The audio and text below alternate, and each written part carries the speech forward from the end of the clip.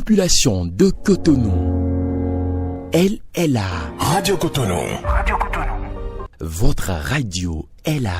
Restez désormais câblés sur la 94.3. Radio Cotonou, la voix des Cotonois.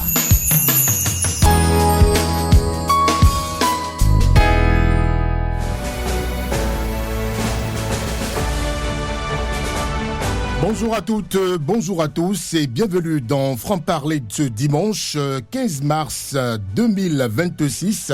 On parle de paix. La paix, vous savez, est un droit fondamental, mais c'est également un défi permanent pour nos sociétés au Bénin et en Afrique. Les conflits et les crises sont de nos jours des réalités qui affectent les populations et entravent le développement. Ce dimanche, comme je l'avais dit, nous parlons de paix. Nous avons choisi sur Radio Cotonou de faire un état des lieux de la paix au Bénin, dans notre région également, et en Afrique, dans un monde où les divergences et les différences nous éloignent. Nous allons apprécier et explorer les initiatives et les expériences qui peuvent nous aider à construire un avenir plus pacifique. Et pour cet exercice, nous sommes heureux d'accueillir dans nos studios Lucien Medjico, secrétaire général de la FORAD, Force royale pour la paix et la réconciliation en Afrique démocratique. Lucien Medjico, bonjour et bienvenue. Bonjour à vous. Merci merci de partager avec nous votre expertise et vos réflexions sur la situation de la paix au Bénin et en Afrique. Franc-Parler de ce dimanche a pour thème paix au Bénin et en Afrique, état des lieux et recommandations. Les préoccupations, vos préoccupations, vous auditeurs, sont attendues dans une quarantaine de minutes sur les numéros 01 68 87 67 00, 01 50 52 52 73. Vous pouvez aussi déposer vos préoccupations via le numéro WhatsApp 01 52 x 52 73. À la présentation, je suis Brice Bill Aïtedi. Gisèle Agbangba est à la mise en onde. Merci à Job Tikpe également pour sa collaboration. Lucien Medjico, à nouveau bonjour et bienvenue. Bonjour. Bonjour à tous les auditeurs. C'est vrai qu'on vous voit dans beaucoup d'organes de presse, mais c'est la première fois que vous venez sur une radio municipale. Bien sûr. Une radio thématique. Qu'est-ce que ça vous fait? Ça me va droit au cœur, ça me réjouit. Je suis très sérieux là, parce que c'est une radio qui gonfle le développement, qui fait avancer, qui fait bouger les lignes, en matière de paix surtout, en matière de développement, et en matière d'environnement, parce que vous luttez aussi contre la pollution. Oui. De décentralisation. Décentralisation surtout. Et je tiens à remercier les responsables au plus haut niveau, surtout celui de la mairie, Luc Atrokpo, à qui je fais un coucou, qui est un homme de développement. Je le connais, ça fait un moment, ça fait très longtemps. Ça fait déjà 3 décennies que je connais Luc Atrokpo. C'est un homme de développement. Dieu sait faire ces choses. Il a mis à la tête de notre mairie pour que nous puissions avoir ce que nous avons aujourd'hui. Je tiens à le féliciter et à lui dire que il a fait le peu, mais il lui reste encore beaucoup pour ce qu'il fait. Je tiens aussi à remercier et à féliciter son successeur. Oui. Un autre Luc. Avec tout le plaisir de le voir aujourd'hui à la tête de la mairie de Cotonou. Eu égard au combat que nous avons mené ensemble sous Kérékou, quand il était ministre de l'Environnement. Un homme vraiment sérieux, un homme travailleur, un homme formidable. Prêt à bouder tout ce qui est mauvais dehors et à s'arranger avec le bon, le bien. Alors c'est un homme très bien. Je pense que nous n'avons pas eu une malchance d'avoir un géant comme un homme comme Lucas Yakaja, qui remplace aussi un géant comme lui. Nous, tous les Béninois doivent se réjouir de l'arrivée de Luc Yakaja à la tête de la mairie. D'accord. Et je serai heureux d'aller le voir et lui dire bravo, quand tu sais bien faire, on ne manque jamais d'avoir sa place. Il le mérite. D'accord. Et il a. Merci. D'accord. Alors, on connaît Lucien Medjiko, chaud sur le front politique. Aujourd'hui, vous êtes sur les chantiers de paix. Pourquoi ce revirement? Pourquoi ce basculement? Quel distinguo on peut faire entre Lucien Medjiko, acteur politique, et Lucien Medjiko, aujourd'hui, acteur de paix? Beaucoup plus social que politique. Ce que je suis. Je suis plus social que politique. Et même quand j'étais en politique, mais je ne suis pas parti. J'ai fait seulement un tour dans la société civile. Et lorsqu'il le faudra également, je serai obligé de retourner avec ma tôle politique. Parce que je suis venu ici, je suis venu dans la société civile pour régler un problème. La paix. Régler un problème. La paix. Oui. Le problème, c'est la paix. Nous vivons une paix timide, une paix tiède. Alors, je pense que ma vie en politique a été une vie de don. Ça a été un don pour moi d'aller en politique. Mais j'ai un peu plus de la pitié pour mon prochain. Et la pitié rime souvent avec la paix. La paix sans la pitié n'est que chimère. Oui, la paix sans la pitié, et la pitié sans la paix, c'est un désert de vie. Lucien Medjiko, dans la vie sociale, dans la société civile, ça dit beaucoup. Vous savez, la vie est un calendrier. La vie est un calendrier. La vie que nous vivons aujourd'hui est un calendrier. Il faut le savoir. On peut être Pelé, le roi Pelé. On peut être un grand footballeur. On crée Maradona, et en fin de compte se retrouver à l'église. Se retrouver comme un très bon pasteur. Un pasteur qui prêche bien, qui donne la leçon divine à la population. C'est ce qui peut-être, c'est l'anecdote que je peux vous faire. C'est ma vie, ça. Ok, d'accord. Retourner à faire un tour dans la société civile et prôner la paix au Bénin, en Afrique et partout dans le monde, ce n'est pas anodin. Donc c'est juste un petit tour. C'est un petit tour. Donc on peut revoir Lucien Medjiko, fou du roi. Non, fou du roi, c'était un nom. Ouais. C'était un adjectif qu'il fallait pour un homme. Pour un homme qui a déjà fini ses épreuves, qui a déjà fini sa mission. Et qui est sur d'autres ondes. Oui, est-ce que le roi, pour lequel vous êtes fou à l'époque, est-ce que maintenant il vous admire en tant qu'acteur de la société civile? Est-ce qu'il vous a reçu en tant que secrétaire général de la FORAD? Recevoir, non. Je pense que nos dernières rencontres datent de 2018. 2018. Vous n'avez pas cherché à le revoir? Oui, j'ai cherché à le revoir quand j'étais rentré dans la société civile pour prôner la paix dans le pays. J'ai cherché à le revoir, mais en vain. Je sais que il y a certainement quelqu'un qui se retrouve sur ses épaules qui empoisonne ses oreilles. Donc, il n'a pas tellement besoin de nous rencontrer. Pour quelle raison, je ne sais pas. Mais je sais que nous nous sommes donnés à fond pour lui. Okay. Pas pour lui, pour notre pays. Parce qu'il incarne la nation à l'époque. C'est lui qui incarnait la nation à l'époque. Alors, nous, en tant que nationalistes, nous nous sommes dit, il ne faut pas que la nation sombre. Il fallait, n'est-ce pas, la sauver.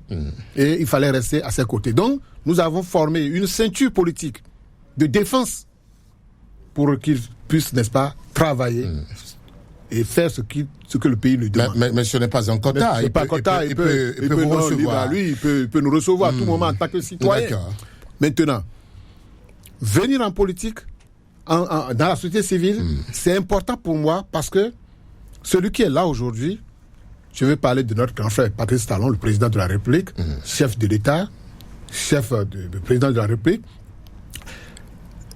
Le connaissant, je pense que sa manière de gérer le pays, le voyant venir, je sais que ça peut ne pas plaire aux Béninois. Ça peut gêner certains. Parce que c'est un homme de rigueur. Oui. Patrice Talon est un homme de rigueur.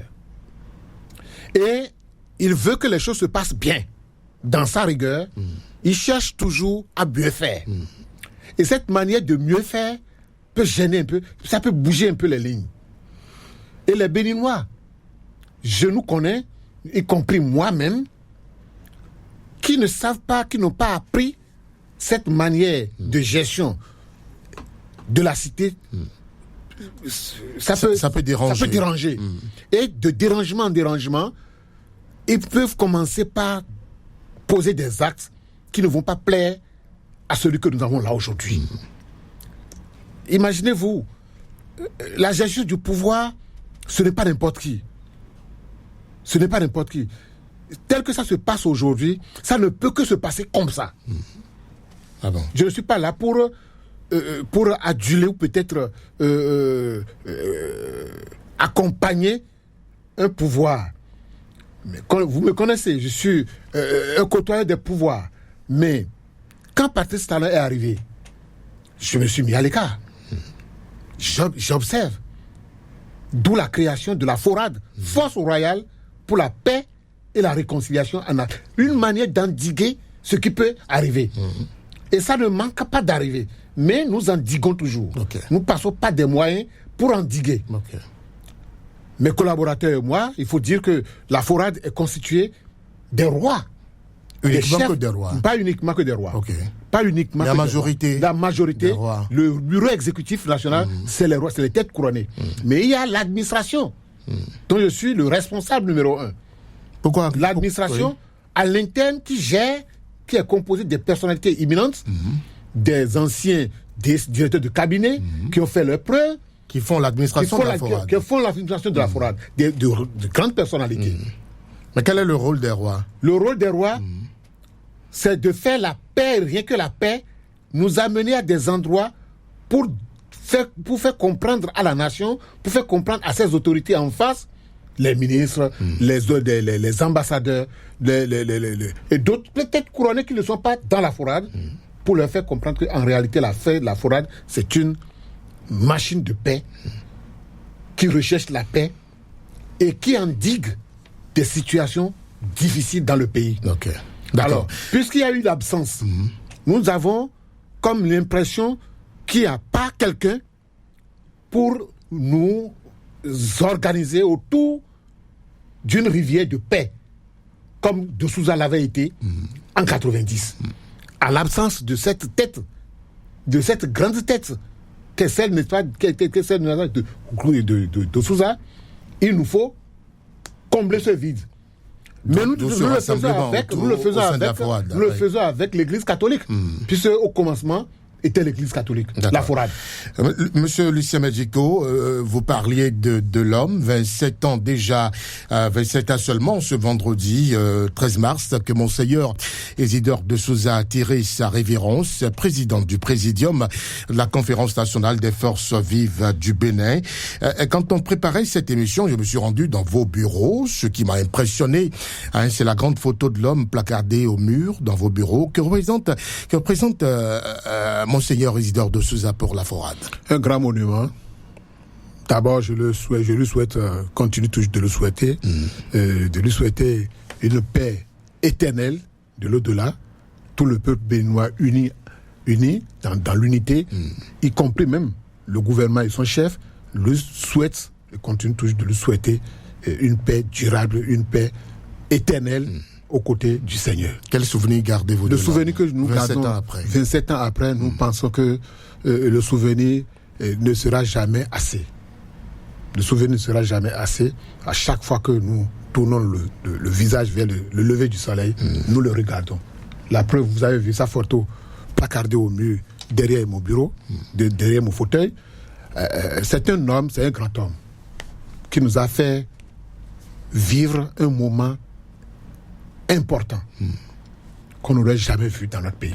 Et sa mémoire aujourd'hui, est-elle bien honorée? Sa mémoire, je ne peux pas dire oui, je ne peux pas dire non. Mais je peux comprendre. Vous souhaiteriez mieux? Je souhaiterais mieux. Comme quoi, par exemple?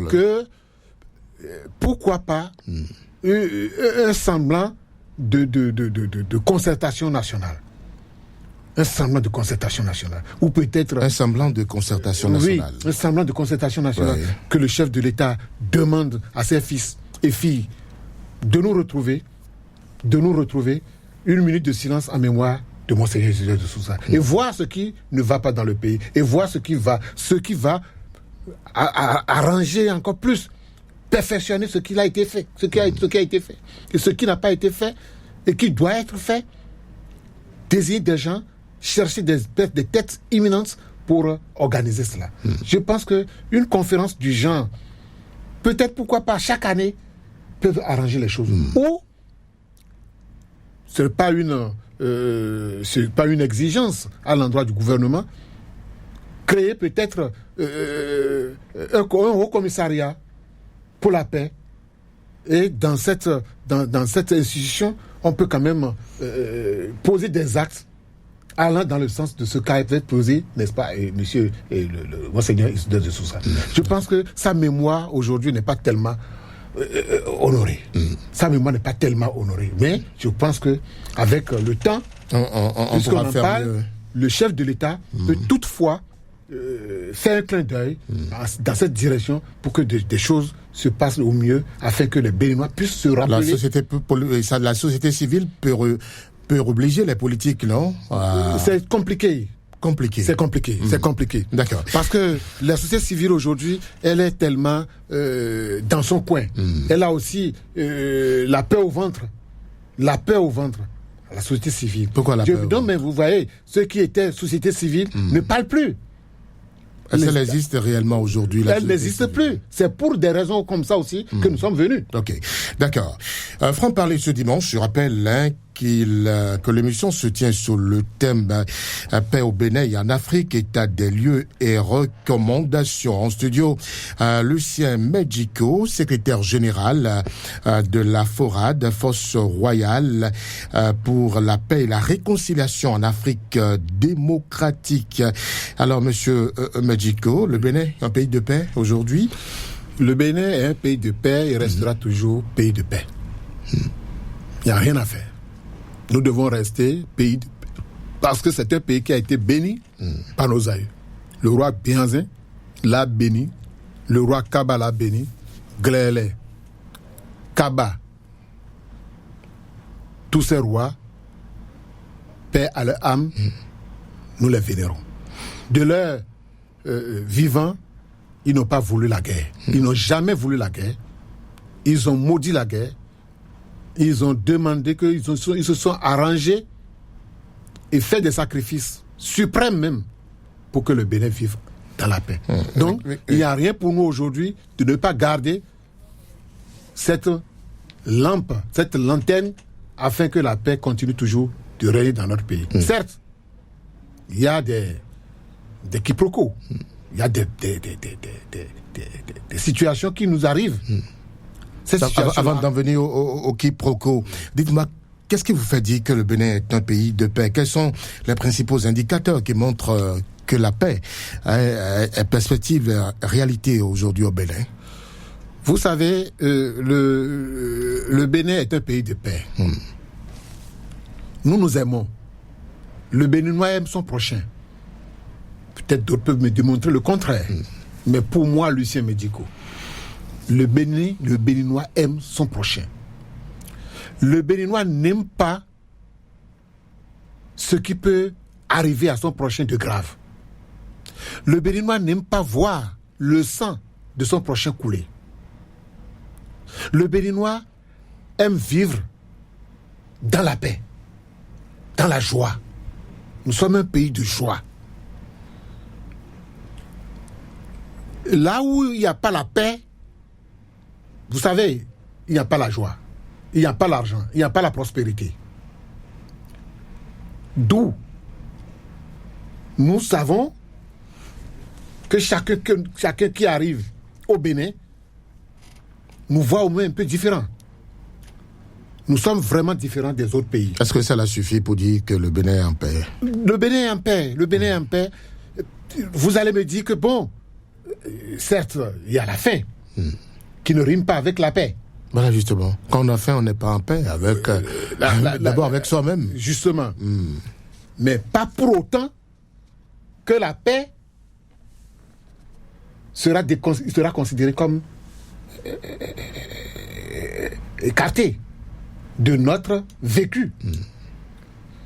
La faim dont nous parlons, je dirais que c'est une faim individuelle. La faim, F-A-I-M. Mais la faim, elle reste une menace à la paix. Elle reste une menace à la paix.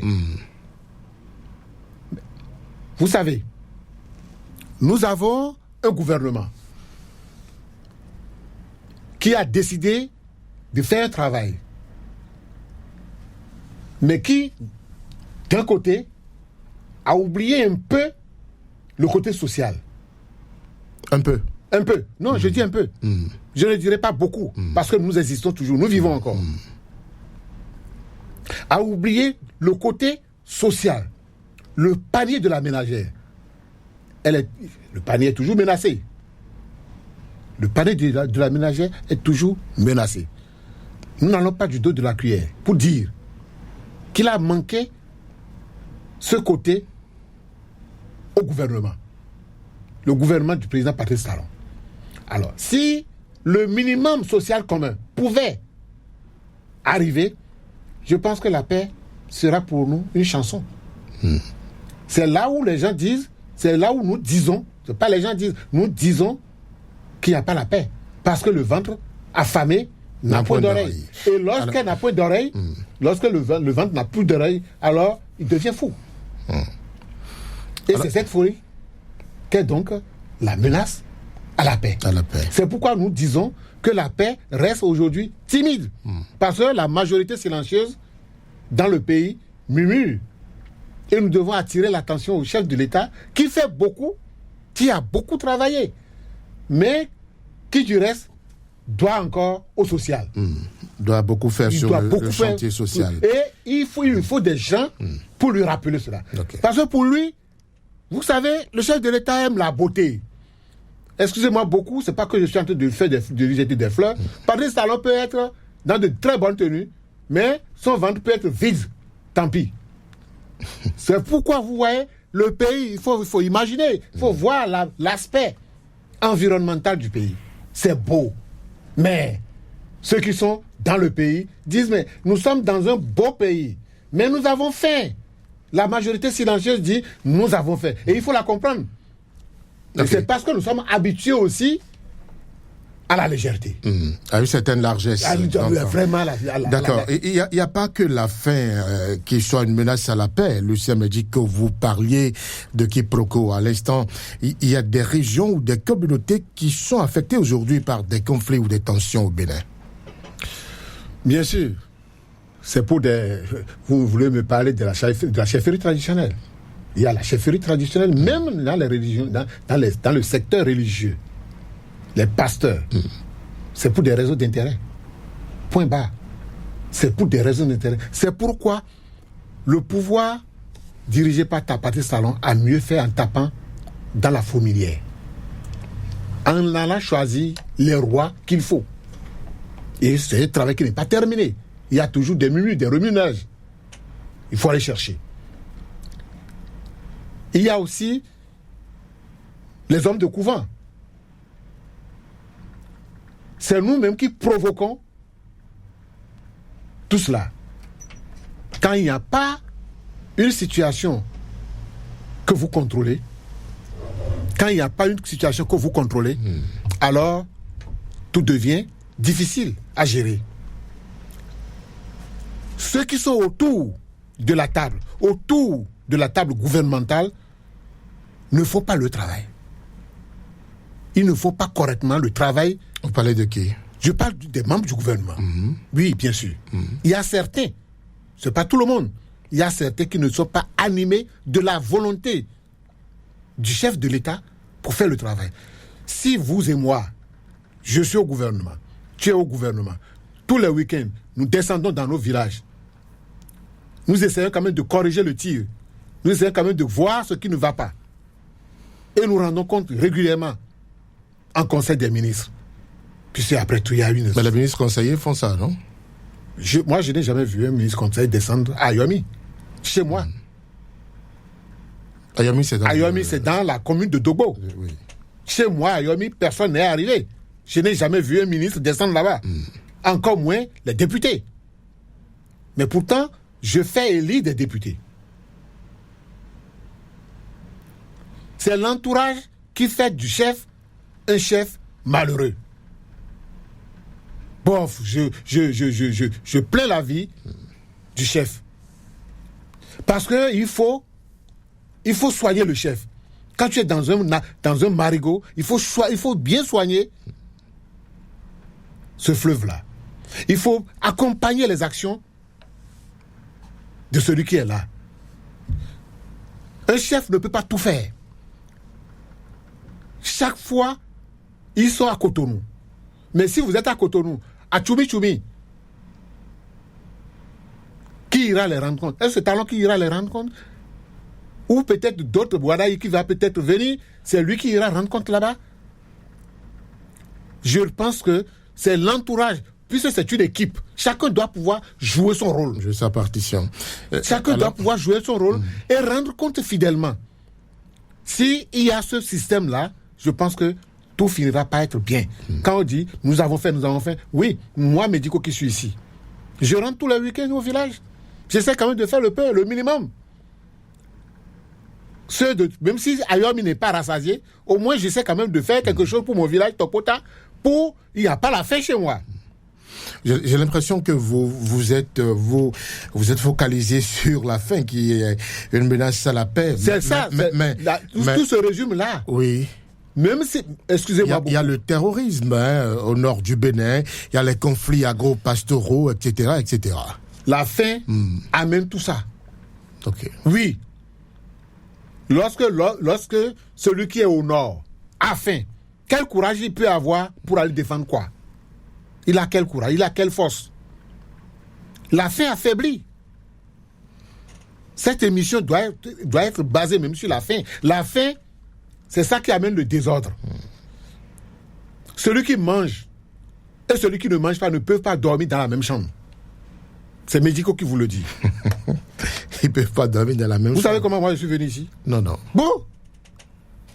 Voilà. Mais je ne sais pas comment toi tu es venu ici. Mais moi j'ai faim. La faim amène la pagaille. La faim amène le désordre. La faim amène tout. La faim amène la prostitution. Excusez-moi beaucoup le bec dans l'eau. La faim amène même la guerre. La guerre que vous voyez dans les occidentaux, tout ça là, dans les pays occidentaux, c'est la faim. Parfois. C'est l'intérêt. L'intérêt est géré par quoi? Par la faim. C'est ça qui provoque la défense de l'intérêt. C'est la faim qui est en dessous. Toute situation que nous vivons aujourd'hui, c'est la faim. Je ne dirais pas que cela ne s'est pas passé sous Yahi. Cela ne s'est pas passé sous Kérékou. Sous la Révolution. Mais aucun président ne peut pas venir au pouvoir et dire qu'il va affamer sa nation. Ça n'existe nulle part au monde.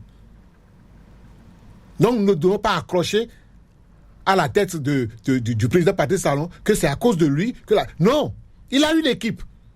Talon est un atome. Talon est un atome qui a des éléments dans l'atome. Mais lorsque chaque élément sort de cet atome-là, qu'est-ce qu'ils font? Mais ils ont de l'argent. Même si le pouvoir ne leur donne pas de l'argent, ils avaient de l'argent. Nous les connaissons. Puisque si on dégage chacun d'entre eux, je peux les lire. Je ne vais pas les regarder, je vais les lire parce que je les connais tous. Autant qu'ils sont. Il faut qu'il arrive à gérer le pays en bien avec le chef de l'État. Parce qu'après tout, c'est Talon qui fera les frais. C'est le chef qui fait les frais. D'accord, justement, les autorités béninoises sur les chantiers du terrorisme, des conflits agro-pastoraux, conflits liés à la transhumance, ne sont quand même pas restées silencieuses. Comment la Forade apprécie tout ce qui se fait dans ce sens? La Forade a émis des idées. Lesquelles? Les idées formidables, fantastiques, inestimables dans ce sens. Je crois que nous avons rencontré certains généraux à qui nous avons dit la Forade est prête à vous aider. Nous avons fait venir des gens du Nord qui vivent la situation au jour le jour. Nous avons rencontré des commandants, encore en fonction dans l'armée. Vous êtes prêts à aider comment? Nous sommes prêts à aider avec les chefs traditionnels.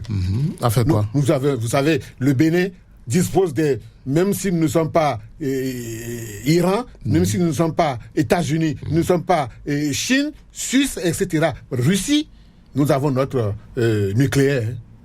Bien sûr. Le Bénin a son nucléaire, son arme nucléaire traditionnelle. Vous parlez de... Vous êtes sur le chantier de la spiritualité, là. Absolument. Mais le Bénin a ça. Ils sont prêts à aller au front. Ils sont prêts. Les chasseurs sont prêts à aller au front. Le Bénin dispose d'une arme nucléaire traditionnelle. Et chaque jour que Dieu fait, nous sommes en progrès. Alors quand vous avez rencontré... Et nous pouvons aider les forces à évoluer, à sauver notre pays. Mais aujourd'hui, vous ne pouvez... Les forces de défense et de sécurité. Les forces de défense de sécurité. De défense nationale. Puisqu'ils sont ensemble à faire le travail. Mais nous les félicitons pour le travail qu'ils font. Parce qu'ils en font beaucoup. Il faut les féliciter. Et je passe par là pour m'incliner devant la dépouille de ceux qui sont tombés. Nous présentons nos condoléances aux familles victimes. Parce que chaque jour que Dieu fait, ils sont sur le qui-vive. Alors nous avons une armée formidable. Alors, nous avons une armée formidable, mais il leur manque les moyens aussi. Ceux que vous avez rencontrés là, ils ne vous ont pas écouté, c'est ça? Je crois que... La proposition que vous avez faite. Je crois que il n'y a qu'un seul, peut-être deux, qui nous ont rencontrés. Et nous avons été satisfaits de leur déclaration, de leur manière de nous recevoir et de vous. Nous avons compris que peut-être ils sont limités. Ils sont limités parce qu'ils ne peuvent pas prendre à eux seuls les décisions. Il faut dire que notre système de la DSLD, notre système de renseignement, si c'est sur 10, je lui donnerai peut-être 5. Ah bon. Il faut qu'ils travaillent. Il faut qu'ils se mettent au travail. Et qu'ils enquêtent soigneusement. Parce que c'est de lui, c'est du système de renseignement que jaillit la vérité. Parce que quand vous n'avez pas l'information de type A1, vous ne pouvez pas fonctionner. Je dis bien l'information de type A1. Mais il se résume toujours au type B2. Au type B2, qu'est-ce que vous voulez? Quelle information vous avez? Alors pourquoi ne publiez-vous pas vos propositions par rapport au terrorisme, par rapport aux différents conflits dans la presse? On vous entend très peu, non? Oui, vous avez bien fait. Est-ce que vous avez donné de l'argent avant de venir ici? Please, qu'est-ce que je vous ai dit au dehors? Je vous ai dit mille fois merci pour tout ce que vous faites pour le pays. Nous sommes vulnérables. La forêt n'a personne pour l'aider. Nous nous débrouillons avec nos propres cotisations. Si je prends par exemple, pour venir à Cotonou, il a fallu le colonel Gomina pour m'envoyer de l'argent pour prendre le carburant quand vous m'avez appelé. Puisque l'émission là se préparait depuis longtemps. Et je vous ai dit qu'il faut que les élections fassent avant. Il a fallu le colonel à la retraite, il est à Djougou actuellement, pour m'envoyer de l'argent, prendre le carburant et répondre ici. Parce qu'il était au village. On n'a personne. Donc alors, la FORAD n'a pas les moyens de sa politique. Nous n'avons pas les moyens. Non, comment vous faites? Nous avons les moyens. Oui. Les moyens physiques. Ok. Les moyens intellectuels. Les moyens... Mais les moyens financiers... Les moyens financiers, nous n'avons pas. Nous n'avons pas les moyens financiers. Alors que les moyens financiers... Il a fallu, je n'appelle pas son nom, il a fallu quelqu'un de grande générosité pour nous prendre ce que nous sommes là où nous sommes maintenant en charge. Parce que c'est cher. Notre siège là. Les bureaux de la FORAD. Il faut saluer, il faut remercier les gens de bonne volonté qui nous adulent. Mais ils ont la peur au ventre parce que d'aucuns sont à côté qui ne veulent pas que la FORAD fonctionne. La FORAD fonctionne. Mais si la FORAD ne fonctionne pas, qui parle de paix aujourd'hui si ce n'est pas la FORAD? Qui parle dans le pays, dans notre pays, dans la nation, si ce n'est pas la FORAD? Il y a d'autres acteurs de la société civile. Non, aucun acteur de la société. Ils n'ont pas. Nous avons un plan à Djinakou pour accompagner. Un plan à Djinakou, le plan éléphant. Voilà. S'il y avait la télévision, les auditeurs auraient peut-être droit à... Mais nous allons publier ce plan. Mais c'est le plan... Que comporte ce plan de façon brève. De façon... Nous avons notre contribution la contribution de la FORAD pour la paix au Bénin. Ok.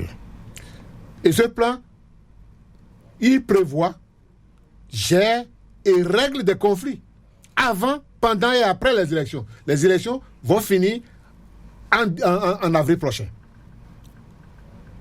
Lorsque ça a fini, nous avons du travail à faire. Mais nous voulons rencontrer les partis politiques. Aucun parti politique digne du nom nous a rencontrés. Nous avons déposé les demandes d'audience à chaque parti politique. Le BR. Mais les partis ne vous ont pas rencontré. Le BR, l'UP de Djobou. Ils ne vous ont pas rencontré encore. Pas encore. Mais les demandes sont déposées depuis. Ok.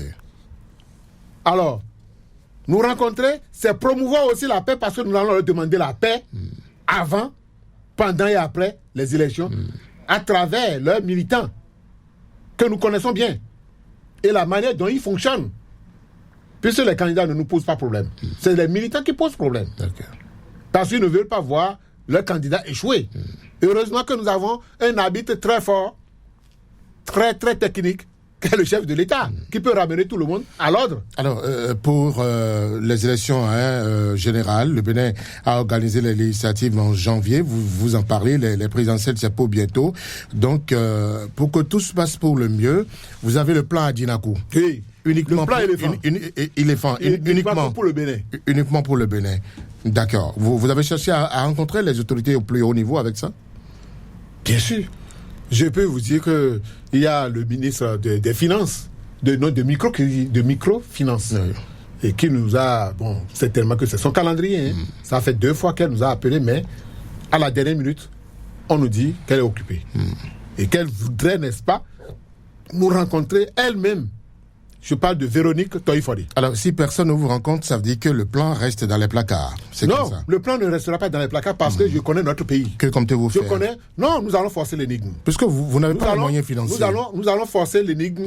Nous n'allons pas voler, nous n'allons pas truander. Nous allons rester fidèles à notre idéologie, qu'est la paix. Mais un jour, le bon Dieu nous apportera quelqu'un pour nous accompagner. Il n'y a pas de mauvaise volonté. Hein. Je ne dis pas que les Béninois sont de mauvaise volonté. Ils ont la bonne volonté, mais chacun essaie de voir, est-ce que si ce n'est pas moi qui porte cette idéologie, et c'est Médico et son équipe, est-ce que ça va m'arranger? Ça m'arrange. Imaginez-vous, j'ai voulu rencontrer le président Boniaï, l'ancien président de la République. Nous avons déposé pendant 7 mois.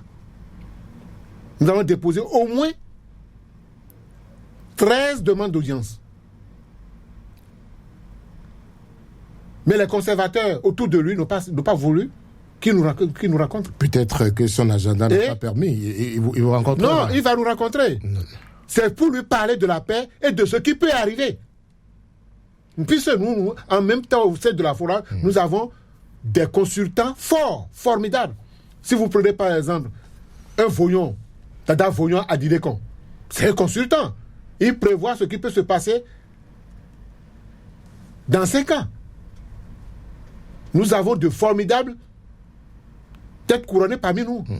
Les sorciers de la République, nous les avons. C'est pourquoi je vous ai dit que le Bénin dispose une arme nucléaire traditionnelle. Et le chef de l'État doit être fier de son équipe, de ça. Est-ce que vous avez cherché à le rencontrer, le chef de l'État? Nous avons cherché à le rencontrer, mais son calendrier ne le permet pas encore. D'accord. Nous avons cherché à le rencontrer. Il a au moins 7 demandes d'audience sur sa table. En tout cas, il y a un jeune qui nous prend régulièrement cette demande et qui nous fait des décharges sur notre copie. Nous avons les décharges sur nous. Alors, le jour où il va nous rencontrer, il verra effectivement qu'il a des gens qui prennent la paix pour qu'ils puissent travailler dans la paix. Alors, on parlait de quiproquo, c'est vous qui avez utilisé ce mot-là, dans les régions ou les communautés au Bénin. Quel regard la FORAD porte aujourd'hui sur la réconciliation dans les communautés, chez les protestants, chez les christianistes célestes aujourd'hui? C'est pourquoi je parle de quiproquo. Il n'y a pas de réconciliation. Il n'y a pas de réconciliation? Non, il n'y a pas de réconciliation. C'est-à-dire? On se réconcilie aujourd'hui et demain on commence autre chose. Au niveau de toutes les religions. Même au niveau de nos couvents. Au niveau même des royautés. il n'y a pas de réconciliation. Même au sein des palais, il n'y a pas de réconciliation. Et il va falloir que le chef de l'État pense encore, rentre encore dans le tréfonds de ce qu'il a commencé. Il ne faut pas que ça s'arrête là. Qui tape encore dans cette fourmilière-là pour faire peur. Il faut pourquoi interpellez-vous le chef de l'État? Oui, il est le seul capable. Est-ce que la société civile n'a pas honte? Non, la société civile ne peut rien. Puisque vous êtes amorphe. Oui, c'est lui qui pilote tout ça. Il faut reconnaître que nous sommes impuissants. Il faut d'abord pour avoir la puissance, il faut avoir l'aval aussi du chef de l'État. Il faut avoir un pouvoir qui descend du haut. Et là, vous arrivez quelque part, on vous croit. Puisqu'on lit en vous, les gens vont lire en vous. Justement, le pouvoir. Le gouvernement, les politiques ont voulu réorganiser le secteur maintenant avec les réformes. En faisant quoi? Avec les réformes aujourd'hui, la société civile, puisqu'il y a beaucoup d'ivraies parmi vous. Absolument. Je ne vais pas vous parler. Si le gouvernement peut faire ça, ce serait intéressant. Parce qu'il y a vraiment de l'ivraie. Des gens créent les associations, ne serait-ce que pour manger. Ils n'ont pas de siège. Vous ne verrez aucun siège où ils opèrent. Ils ont le bureau dans leur sac. Ils se promènent pour dire, nous sommes une association. Il faut rendre visibles les actions. Vous savez, ce qui est arrivé au Niger, avec le Bénin, le Burkina, nous sommes passés dans toutes les chancelleries. Nous sommes passés dans toutes les chancelleries, y compris même l'ambassadeur de la Russie. Cernov nous a dit, c'est-à-dire le chargé d'affaires de la Russie, nous a dit, nous vous soutenons, mais ayez une entente avec votre gouvernement d'abord. Depuis ce jour, nous avons tout fait pour rencontrer le chef de l'État. Mais on n'a pas eu la voix. On n'a pas eu la voix. Est-ce que vous êtes en conflit avec le gouvernement? Non. Pourquoi une entente? Aucun. Mais pourquoi il vous demande d'avoir... Non, aucun conflit. Une entente, c'est-à-dire... Il n'y en aura jamais. Mais une entente, c'est-à-dire... Il n'y en aura jamais un conflit entre le gouvernement... Il vous demande de rester en intelligence avec le gouvernement. La preuve, c'est que c'est le gouvernement qui nous a donné le récépissé. Pourquoi rentrer celui qui te donne la roue d'aller au champ? Bon, qu'est-ce qui vous amènera à rentrer en conflit avec lui? Il vaut mieux l'accompagner. Nous sommes là pour accompagner. Donc le chargé d'affaires parlait... Le chargé d'affaires... De rester en intelligence avec l'exécutif. Voilà, tout à fait. D'accord. Il dit... Cernov nous disait... Si vous entendez avec le pouvoir, s'il y a une entente, c'est-à-dire il y a une similitude d'écoute, s'il y a une entraide entre vous et le pouvoir, nous sommes prêts à vous accompagner. Il y en est de même pour le Niger.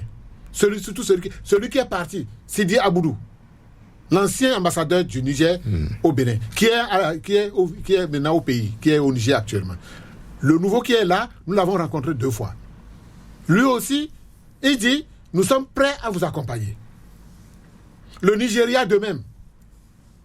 Le Burkina, n'en parlons même plus. Le consulat. Donc les réformes sont bienvenues pour assainir le secteur. Les réformes sont bienvenues pour assainir. Nous voulons seulement que le pouvoir nous accompagne pour corriger un peu le tir dans notre pays. Nous voulons accompagner le pouvoir. Moi, je ne serai pas toujours le secrétaire général de la preuve que je me prépare pour passer la main. Je me prépare pour passer la main, mais pas pour passer la main à quelqu'un qui n'accorde pas son intention à l'idéologie fondamentale.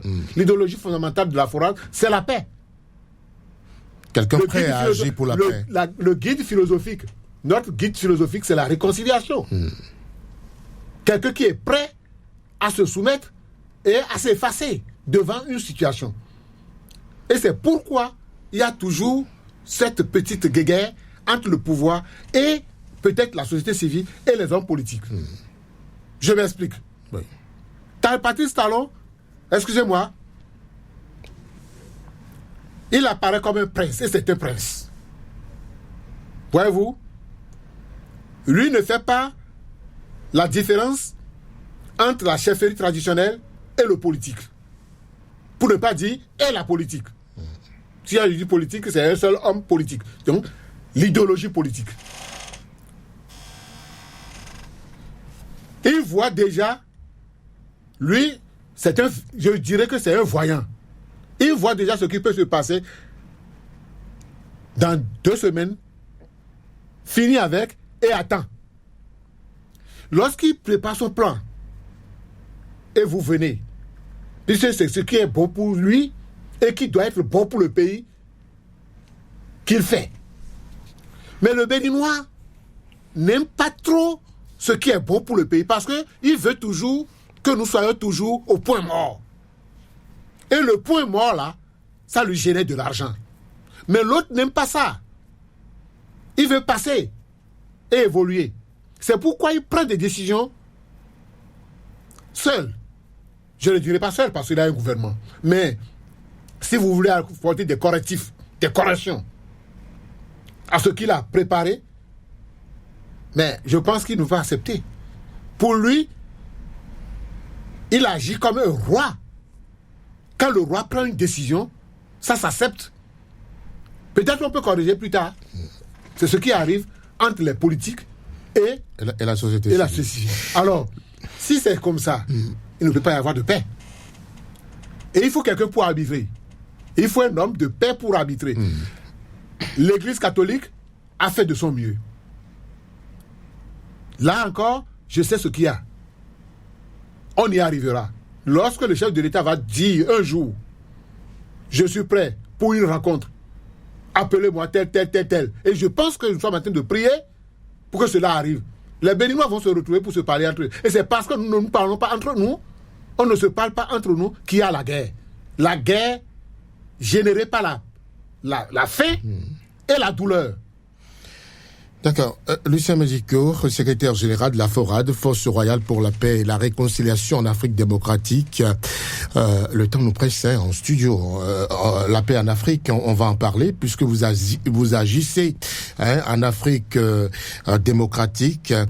L'Afrique aujourd'hui, face à une insécurité persistante marquée par la guerre civile dévastatrice au Soudan, la crise sécuritaire dans l'est de la RDC avec le M23, la violence djihadiste dans le Sahel, les tensions interétatiques notamment entre le Rwanda et le Burundi, les menaces dans la Corne de l'Afrique, etc.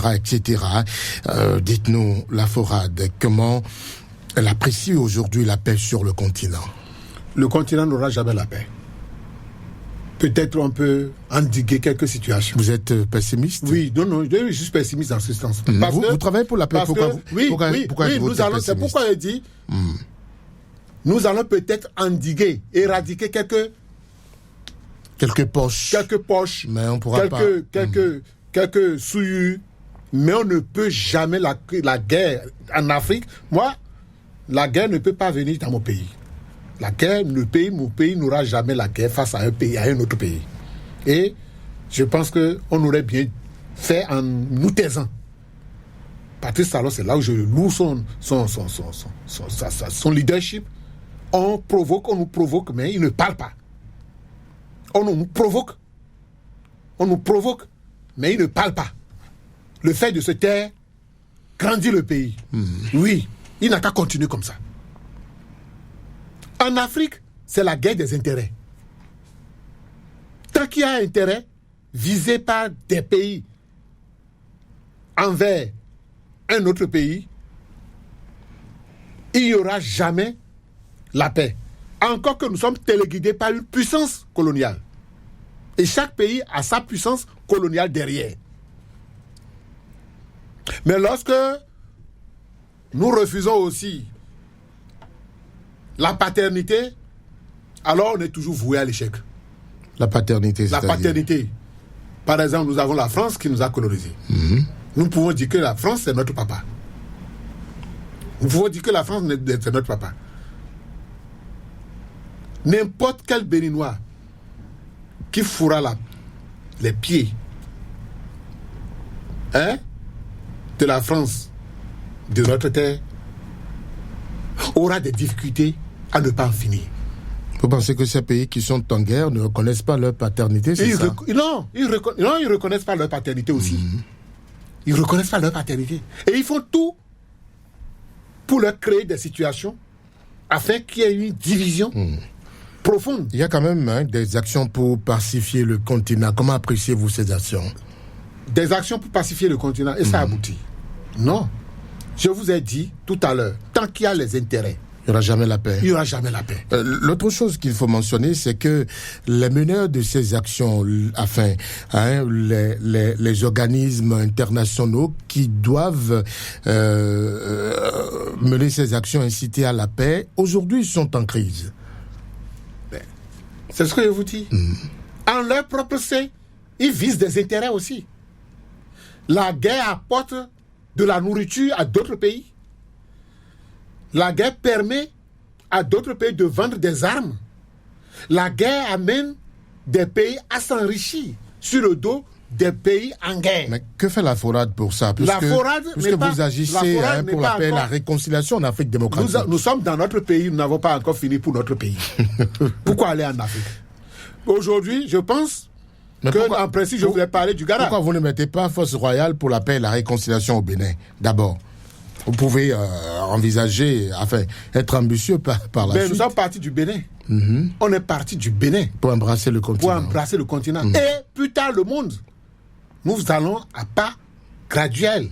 Nous allons à pas graduel. Pour que les Béninois ne disent pas que nous sommes en train de trop embrasser. Qui embrasse trop est très. Mal est très. Donc, vous savez, je vais finir en disant, ceux qui sont en train de parler de paix, quelle initiative ils prennent? Qui est le leadership?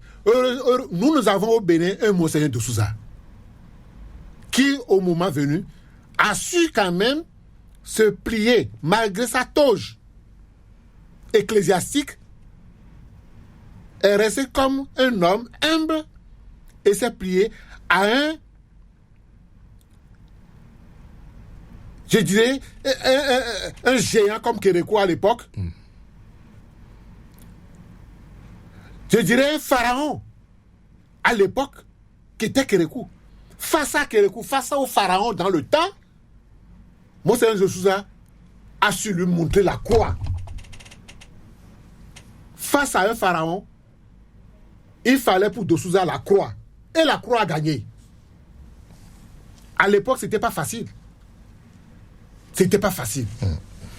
Et il s'est plié en 4 pour obtenir de Kérékou ce qu'il veut. C'est ce que nous aussi nous devons faire. Je ne veux pas aller en Afrique. Je vous ai déjà dit que l'Afrique, la guerre en Afrique, la paix n'est pas pour aujourd'hui. Vous avez vu? Non, pour le moment, la FORAD n'a pas de proposition sur ce qui se passe sur le continent. Ça, je parle de propositions. Non, on n'a pas. Puisque vous avez des propositions. On a des propositions. Lorsque notre éléphant, notre Djinakou, va fonctionner dans notre pays d'abord, il faut balayer chez soi. Vous irez sur le continent. J'irai sur le continent. D'accord. Avec les mêmes propositions, mais un peu plus dosées. D'accord. Je voudrais dire merci aux auditeurs qui sont avec nous sur Radio Cotonou depuis le début de cette émission et rappeler à ceux qui nous rejoignent qu'ils sont sur franc-parler de ce dimanche sur le thème Paix au Bénin et en Afrique, état des lieux et recommandations. En studio, Lucien Medjico, secrétaire général de la FORAD, entendez Force Royale pour la paix et la réconciliation en Afrique démocratique. 25 minutes après 11h, nous allons prendre les auditeurs qui se bousculent déjà au standard 01 68 87 67 00 01 50 2 fois 52 73. Vous pouvez déposer vos questions également sur le numéro WhatsApp 01 50 2 fois 52 73. Vous qui avez des préoccupations à aborder avec notre invité de ce jour sur Franc Parler, avec la complicité de Gisèle Abangba. Nous allons prendre le tout premier. Bonjour. Bienvenue. Je vous salue, mon cher journaliste. Bonjour, auditeur en ligne. Paul Segaton depuis le stade du frère général Mathieu Kérékou. Vous êtes bienvenue sur Franc Parler. Je salue votre invité et lui dis beaucoup de courage. Merci beaucoup. De faire, merci beaucoup. Pour la paix dans le monde. Je voudrais seulement rester sur le sujet de la paix parce que qui prépare la paix prépare la guerre. Nous sommes aujourd'hui dans un monde de la loi du plus fort. C'est vrai qu'il y a la démocratie, mais si vous n'avez pas les armes qu'il faut pour s'imposer, vous êtes faible. C'est de ça qu'il s'agit aujourd'hui. Et quand les guerres ont lieu, c'est la vente des armes. Et c'est ce que aiment les producteurs d'armes, qui est la guerre. Et donc, les divisions que nous observons, surtout chez nous ici en Afrique, la guerre des ethnies, les religions et tout, l'invité a raison. La paix, nous avons tout un problème sur le chemin pour la paix. Déjà, nous sommes divisés entre frontières. Nous n'arrivons pas à manger ensemble. Avant, on mangeait ensemble pour s'unir. Aujourd'hui, ce n'est plus le cas. Regardez les pays qui sont autour de nous. Est-ce que nous arrivons déjà à nous entendre avec ces pays-là? Impossible. Donc, parler de la paix aujourd'hui, nous avons tous du chemin nous avons tous des obstacles sur notre chemin. Et c'est à nous de nous tendre la main si nous voulons vraiment unir. Et les pays qui tendent la mer, tous ceux qui font le tour, ici font le tour, nous n'aurons jamais la paix. Parce qu'on dit chez nous, Thomas Zéa, notre homme. Et nous-mêmes sommes en train d'ouvrir ces chemins-là. Et ils parlent de la paix en pensant que si nous restons seuls, et nous allons arriver à vaincre l'ennemi. Impossible. Donc ce que le Bénin est en train de faire, en tendre la main à ses voisins, ils doivent adhérer pour que nous puissions réellement convaincre le diable. Parce que le diable est à notre porte. Regardez même chez nous. Je rentre dans une maison, je vais épouser une fille, on me dit, vite dans ta fille noire. C'est quelle mentalité ça? D'accord. Nous n'attendons pas au niveau de nos familles déjà. Regardez, quand est-ce qu'il y aura la paix? D'accord. Donc, tu me refuses, je te tends l'argent, tu prends. Donc, corrigeons notre mentalité, comme a dit le frère Drabadou. Les membres de la tête et les cellules de la tête pour que la paix que nous voulons tous puisse être réelle. Merci à vous. Merci pour votre contribution. Paul Chaudaton, derrière vous, un autre bonjour. Monsieur Brice Bill a été dit bonjour. Bonjour, à qui avons l'honneur? Vous avez monsieur Sébastien Nyabassou à l'appareil. Monsieur Nyabassou, vous êtes bienvenu sur Franc Parler. Merci beaucoup. Je salue votre invité, le bandit Lucien Médico. Merci beaucoup. Je remercie Radio Cotonou et particulièrement celui qui a vu juste de nous inviter, ce grand homme de la paix, qui est Lucien Médico. Il avait mené des actions visibles dans ce pays. Et malgré qu'il soutenait le président Yahi Boni en ce moment, il avait eu le courage de dire certaines choses. Je me rappelais au moment où on se rassemblait à la place de Maty, ça de souvenirs, avec des banderoles en attendant le passage du président d'alors, Thomas Boni Yahi, quand il avait brouillé entre lui et son ami, et M. le Président Talon en ce moment. Et sur les bandeaux, c'était la paix, pardonner. Il avait parcouru beaucoup de palais pour demander cette paix. Moi, je prends la parole aujourd'hui en tant que membre d'une association qui est Amour pour ma patrie. Et notre objectif spécifique, c'est de faire poser des actes pour la préservation de la paix. C'est en cela que je les salue. Avant de quitter la radio, s'il peut déposer son numéro auprès de vous, M. Blum, d'accord. D'accord. On prend mon numéro chez quelqu'un à la radio. D'accord. Donc vous n'avez pas de préoccupation pour lui, hein? Voilà, j'ai des préoccupations. Oui. Bah vous préférez... Oui, allez-y. Ok. Et monsieur Lucien Médico, et ma première question est que les OSC, organisations de la société civile, ce que vous avez fait en ce moment, est-ce qu'aujourd'hui, ils ont cette force ou cette liberté de parler aujourd'hui encore? C'est la première préoccupation. Deuxième préoccupation, selon vous, pourquoi les OSC ne veulent plus exprimer ou font des sorties comme cela se faisait hier? Et ma dernière préoccupation, au début de la mandature, de la rupture, vous avez eu des soucis judiciaires. Si vous pouvez nous en parler, ou nous vous voyons trimballer vos valises au tribunal. Comment cela est terminé? Si ça ne vous gêne pas, vous allez nous en parler. Merci, Sébastien Rousseau. On va prendre un autre derrière vous. Bonjour. Bonjour, auditeur en ligne. Allô? Retour en studio pour on a eu quelques préoccupations. Le premier intervenant, c'est une contribution. Paul Sodaton a invité les citoyens sur le chemin pour la quête de la paix à corriger leur mentalité. Lucien Medjico. Sébastien Yonrosso constate tristement qu'aujourd'hui, les OSC n'ont plus la liberté de s'exprimer comme il faut. C'est quoi le handicap? Est-ce que le handicap... Je commence d'abord par... la contribution de Paul Sodaton. Je tiens à le remercier. Je tiens à remercier monsieur Paul Sodaton, qui pour moi a des idées formidables de la République. Je l'ai toujours écouté, mais je ne l'ai jamais vu. Mais je souhaiterais le voir parce qu'il constitue un maillon. Il constitue un maillon pour la République. En matière d'idéologie, c'est des hommes qui n'ont peur de rien, mais qui disent la vérité quand cela s'impose à eux. Je tiens à le remercier encore une fois pour de bon, que nous allons nous retrouver pour apporter notre contribution pour le bien du pays. Alors, Nyorassou, je tiens aussi à le remercier pour ce témoignage. Parce que moi, je ne parle pas. Je laisse des traces. J'oublie. Parce que demain ce serait un autre qui viendra faire le jeu à notre place. Nous ne sommes pas éternels. Personne n'est éternel. Surtout que la vie est un calendrier, je l'ai toujours dit, quelqu'un d'autre peut faire mieux que nous. Je tiens à le remercier, puisqu'il était à notre côté. Il était de notre côté à l'époque. Il était du côté de ceux qui pouvaient quand même faire mieux afin que le président Patrice Talon vienne. Parce qu'effectivement, je disais au président Yahi, pour qui nous avons barricadé la voie, en mettant trois femmes grosses, en état de grossesse, devant, et demander au cortège de passer sur elle, si nous sommes là. On avait barré la voie à Yahi Boni. Pour la paix, pour le pardon. Et pour le pardon. Et demander à Yahi, pour qui j'étais le chantre, l'homme, le chien d'attaque, de faire venir mon grand frère. Puisque Tati Salon, c'est notre grand frère à nous ici.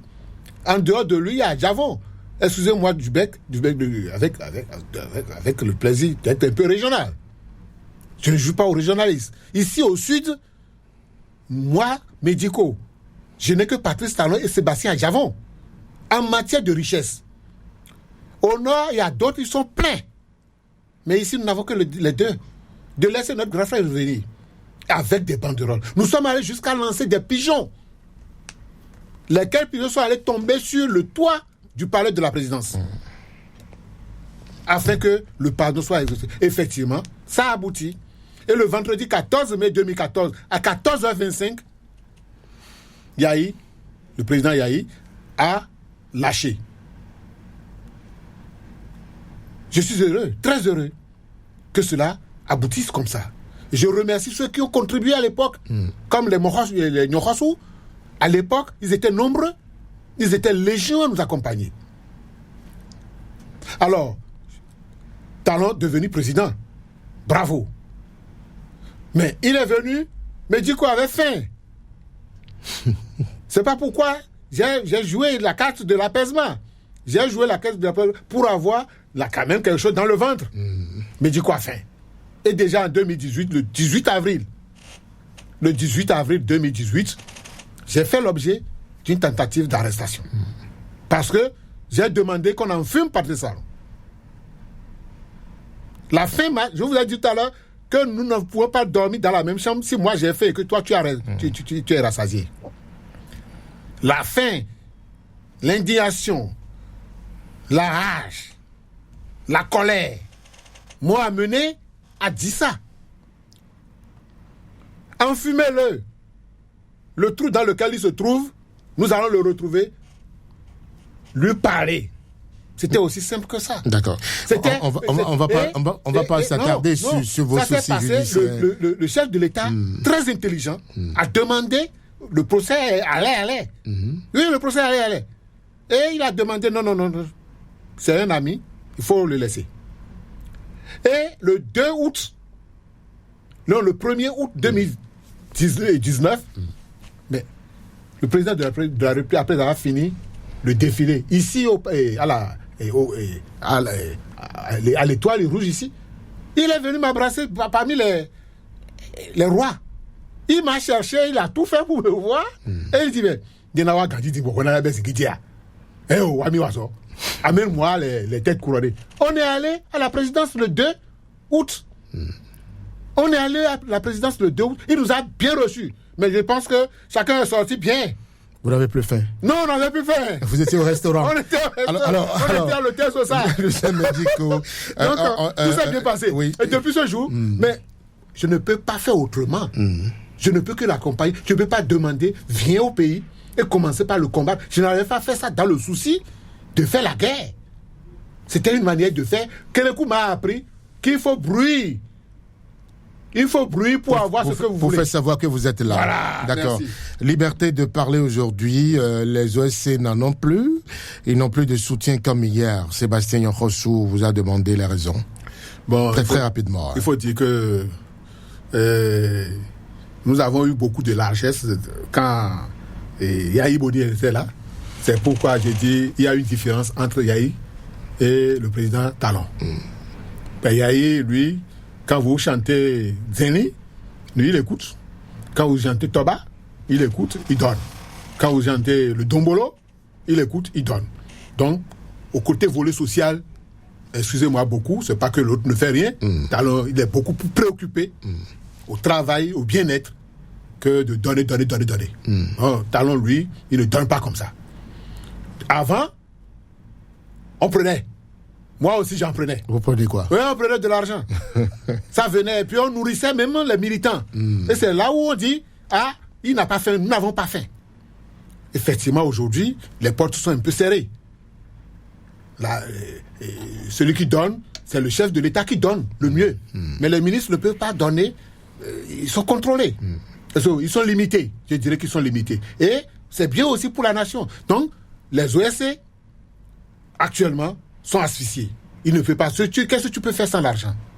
Je vous ai dit que, moi, j'ai des difficultés avant d'avoir ce siège. Je suis resté 12 ans à Vaudier, avant d'arriver maintenant à Conticon, pour le siège de la Forade.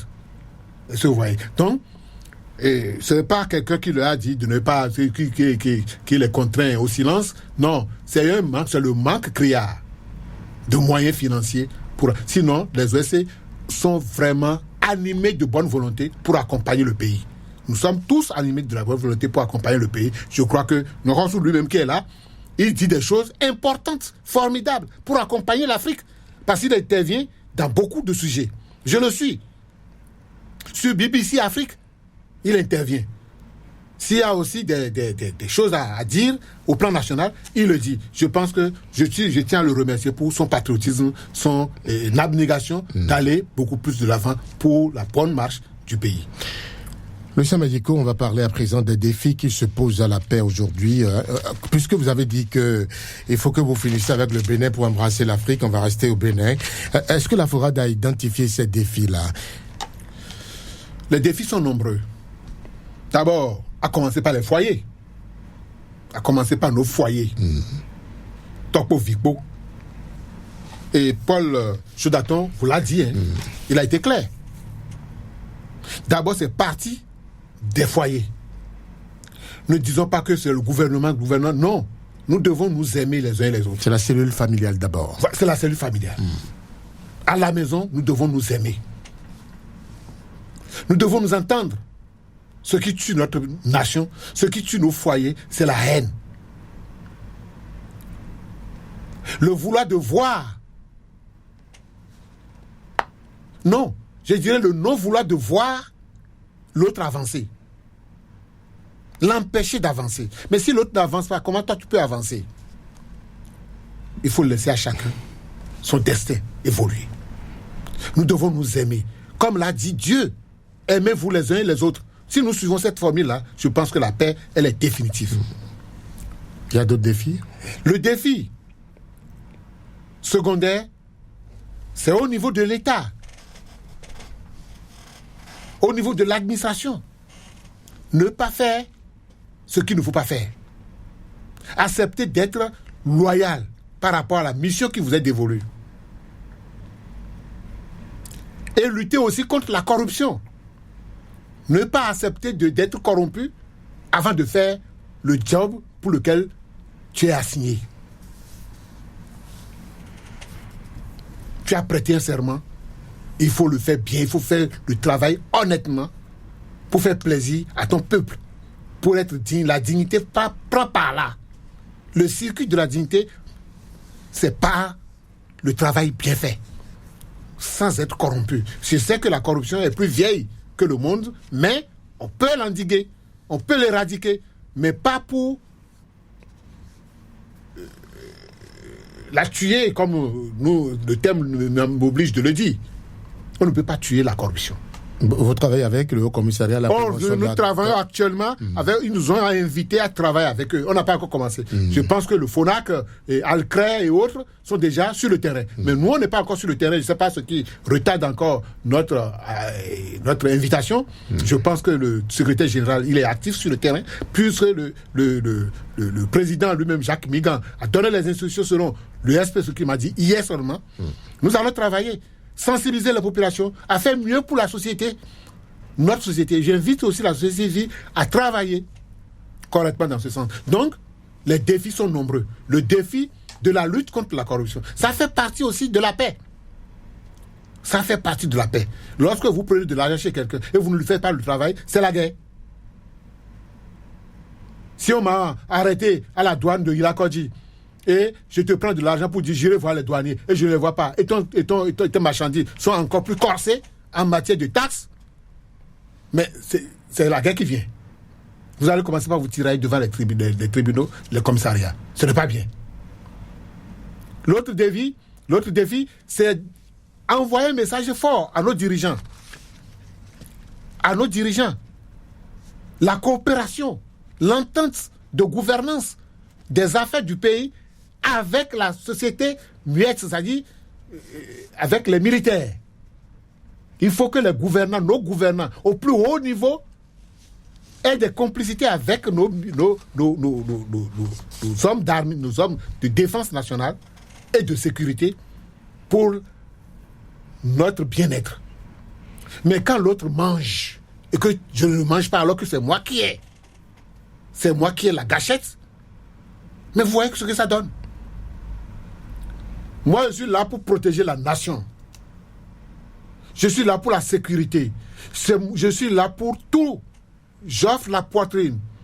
Et je ne suis pas bien entretenu. Je voudrais que Patrice Talon, il est très habile dans ce sens. Il aime le deal. Je souhaiterais que ça, si ça ne va pas au niveau de l'armée, qu'ils se rapprochent de leur chef hiérarchique, afin que ce chef hiérarchique se rapproche du patron, celui qui nous gère, qui ait une complicité de gestion pour que chacun puisse sourire un peu. La plénitude des poches ne fait pas la guerre. Vous voulez que chacun aille prendre aujourd'hui comme hier? Non. Mais qu'est-ce que vous voulez? Non. Par exemple, les gars sont envoyés... Puisque lui refuse de donner comme ça aujourd'hui. Non, il donne. Quand il s'agit de travail... Voilà, justement.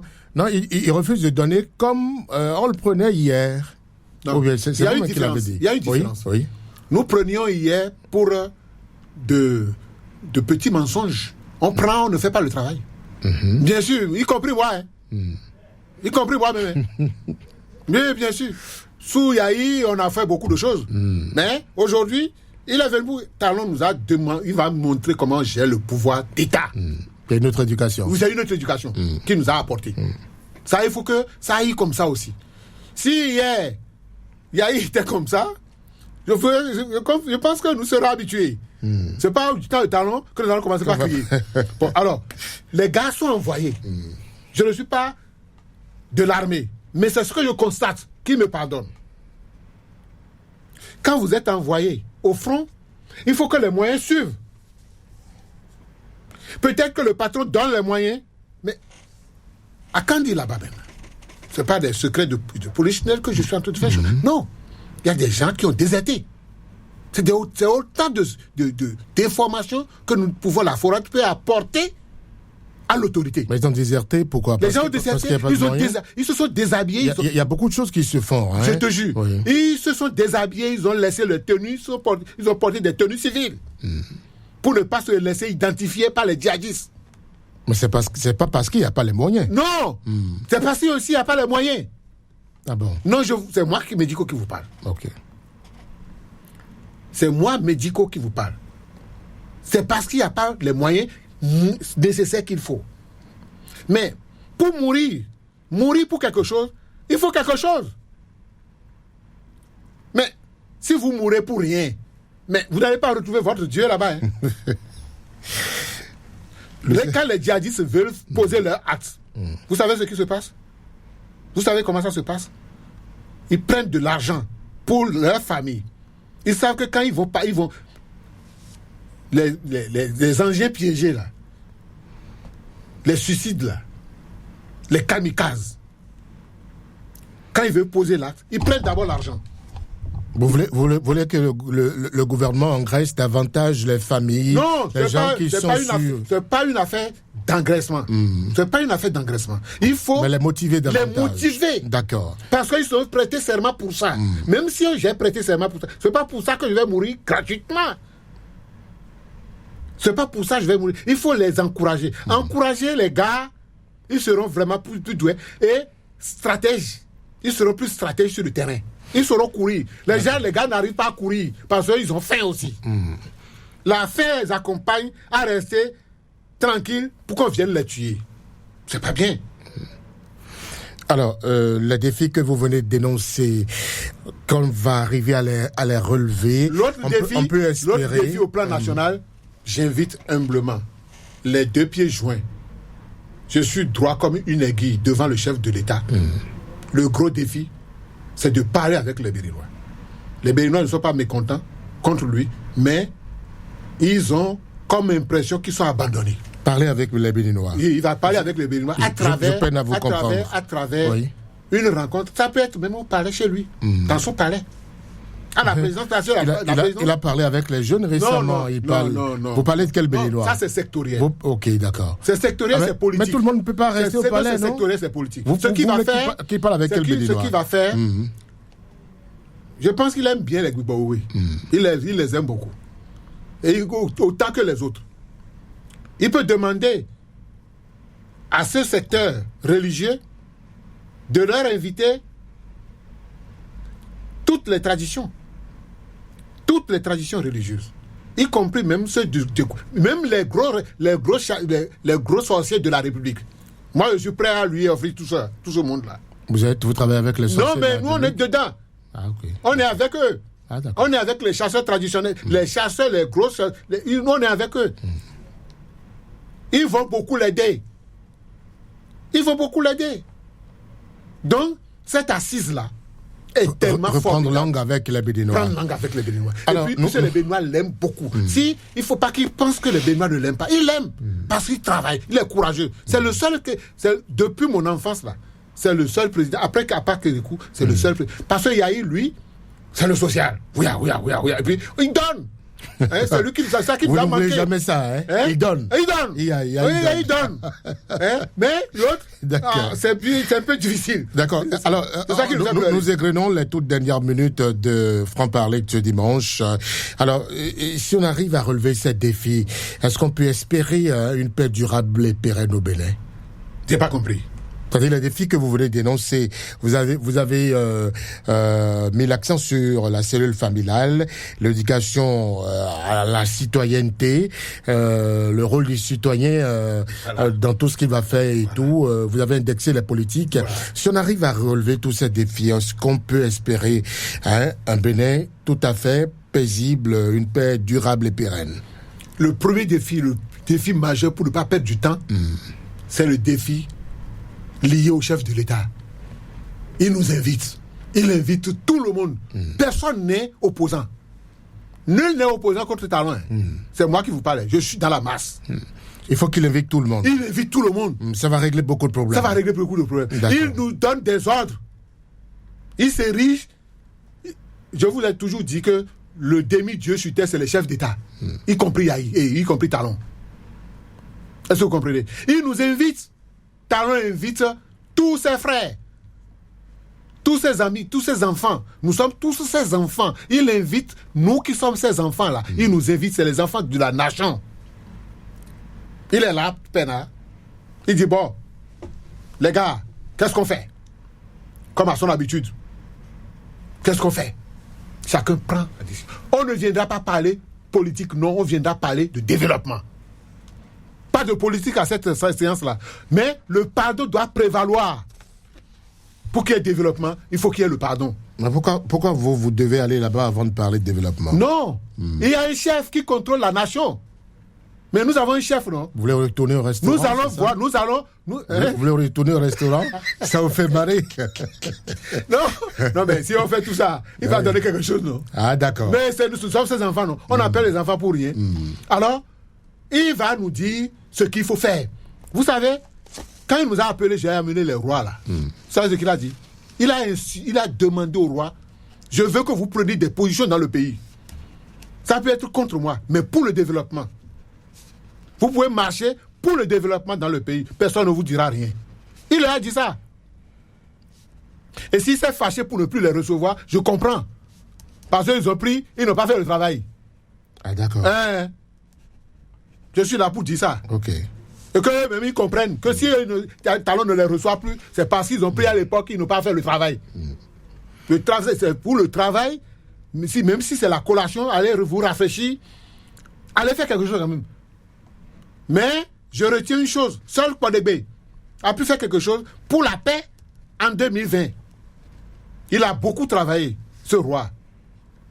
Même s'il a des situations avec des gens dans le pays, moi, ce n'est pas mon problème. Mais c'est ce qu'il a fait que je suis en train de dire. Je l'ai assisté. Il a fait et il est tombé même malade pour ça. D'accord. Donc, je pense que les rois doivent s'activer, de se tenir prêts. Ce n'est pas que Talon va leur dire faites avant de commencer par faire. Ils n'ont qu'à éduquer la base. Parce que c'est des chefs traditionnels, c'est des hommes de paix, c'est des sages. Quand le sage parle, tout le monde se tait dans la maison. Et le plus grand sage aujourd'hui, le roi des rois, c'est Patrice Talon. Le roi n'a qu'à appeler ses rois, le grand roi n'a qu'à appeler ses rois, s'entretenir avec eux. Il n'y a pas de religion ici, dans ce Bénin, sans Patrice Talon. S'il dit de fermer, ils vont fermer. Mais que Dieu n'ose que cette idée lui vienne à cœur. Parce que c'est un homme de pitié. Quand les gens disent, j'entends les gens dire, il n'a pas pitié, c'est faux. L'homme le plus qui a de la chair, la chair de poule, lorsque son ami, son vis-à-vis a les maux de tête, c'est Talon. C'est Patrice Talon. Non, c'est pas. Quand il ne sera pas au pouvoir, c'est en ce moment que je viendrai parler de lui, Patrice Talon, ici. D'accord. C'est quand il ne sera plus au pouvoir. C'est votre mot de la fin. Oui, c'est mon mot de la fin. D'accord. Peut-être l'appel. Je demande au peuple béninois d'être serein, d'être tranquille, que rien ne se passera. Nous avons une armée formidable avec des généraux à la tête, des généraux qui pensent à éviter le pire qui puisse nous arriver et qui sont sur le pied de guerre. Parce que l'armée, c'est la guerre. Ils sont prêts à nous protéger. Merci. Donc chacun essaie quand même de retenir son souffle par rapport à ce qui peut arriver. Rien n'arrivera tant que nous avons notre armée disciplinée. C'est une armée disciplinée, c'est une armée de plaisir pour nous. Nous sommes fiers d'avoir une armée républicaine. Merci, Lucien Medjico, secrétaire général de la FORAD, Force royale pour la paix et la réconciliation en Afrique démocratique. Et merci pour votre éclairage sur la situation de la paix au Bénin et en Afrique. En Afrique, vous êtes peu présent, vous l'avez reconnu. Et il est clair, chers amis auditeurs, que la construction de la paix est un processus complexe qui nécessite l'engagement de chacun et de tous. Nous espérons que les initiatives, les expériences partagées aujourd'hui pourront inspirer et mobiliser chacun de nous à contribuer à un avenir plus pacifique pour notre pays, pour notre région. Merci à Gisler Bangba qui est resté à la mise en onde de cette émission. Merci à Job Tikpe pour sa contribution. Je suis Brice Bilaïtidji et j'étais à la présentation. Merci à vous, chers amis auditeurs, pour votre auguste attention et à bientôt sur Franc Parler.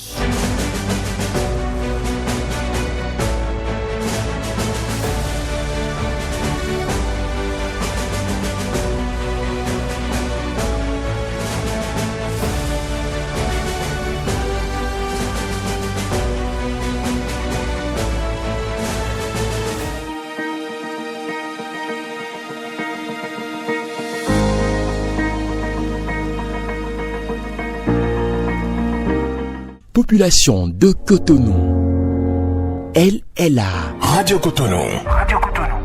Votre radio est là. Restez désormais câblés sur la 94.3. Radio Cotonou, la voix des Cotonois.